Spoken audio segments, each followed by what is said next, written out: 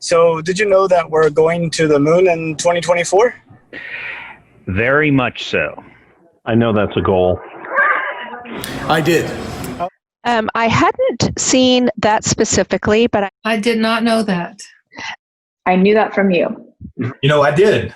They may go back to the moon and they can recreate the technology, but we already know how to do that. There's nothing on the moon that makes sense to go there and find in any great degree. I'm not opposed to going to the moon. I think any space exploration program is good.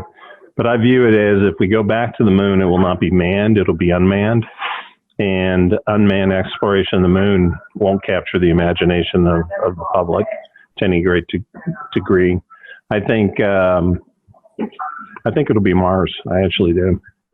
Elon Musk, no matter how NASA gets involved, he's going to push forward and he's going to send people. Whether that happens before Artemis or not, I don't know. I kind of like having both things running at the same time. I like having the government sponsored program, and then I like having, like the Maverick programs off to the side. That way, in case one or the other doesn't work out, you still got something to be excited about. I would, absolutely, if it was affordable. But the safe part you're okay with? I'm fine with the safe part. Thanks to you probably have a better chance of dying in your own car on the road here. So, but my reservation about space travel, it always talks about travel too. It doesn't talk about a return, and I would like a return because I'm not sure that I would take my whole family or could afford to take my whole family. So I don't know. I wouldn't want to not return to my family. I think people underestimate how restorative the beauty of the earth is and natural things. I mean, to watch wildlife. I mean, there's no wildlife in Mars as far as I know. Yeah. I think it's division. Like mostly, not all artificial, but like mostly artificial divides that are created between people. And lack of understanding or empathy. And that's kind of like a systemic issue. I'm not sure that technology can solve for that, but I do think that some trends in the world that we've seen now, like people being able to work remotely and like travel anywhere and experience other cultures, I think that could lead to it, but there's obviously a lot of other things that need to happen in order for us to get there. No way you predict where we are today as far as that technology is concerned.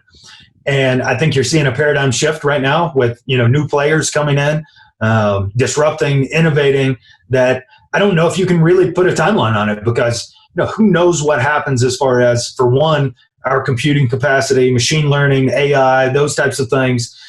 And I believe that for us as a species, I think there are a lot of things out there. And I think what I would like to see is a program to get to Mars, because then we're deep space versus Earth in Earth orbit and the moon around Earth orbit, but extending beyond the orbit of Earth out to the deeper space of the solar system is the key technology.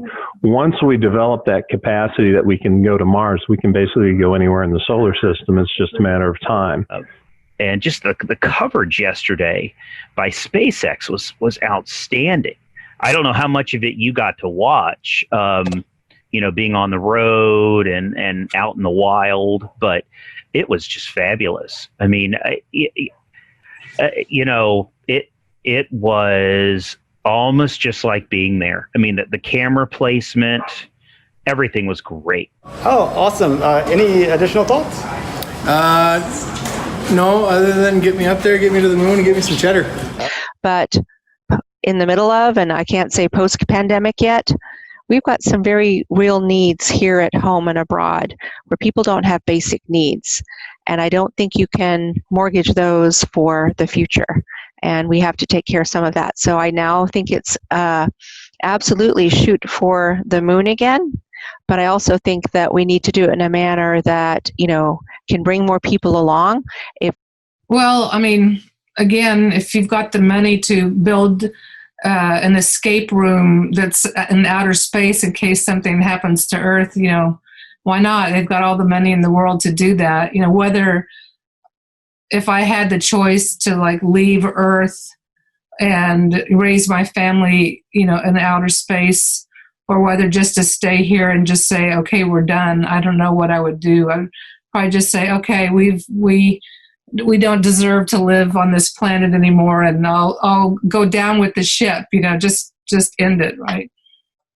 He's doing all this stuff where he can have this technology go to Mars, right? Hey, I've got to improve solar technology so I can create settlements on Mars. I've got to have battery technology. So right now I'll put it in cars. Great. Awesome. Right? Whatever benefits that we get here, fantastic. But all that technology is geared for going to Mars, right? Then SpaceX with the rockets that we build and the reusability to lower the costs, all geared for going to Mars. So I don't see a future where like we are robots or anything like that. I mean, I'm hoping that the human race still exists and that it's a more compassionate brand of human race by that time. And that's been kind of facilitated by technology and advancements that we've had. Yeah, man, that would be fantastic. It's a great project. Keep it up. And I'll talk to you soon. Bye, Chris. Bye-bye.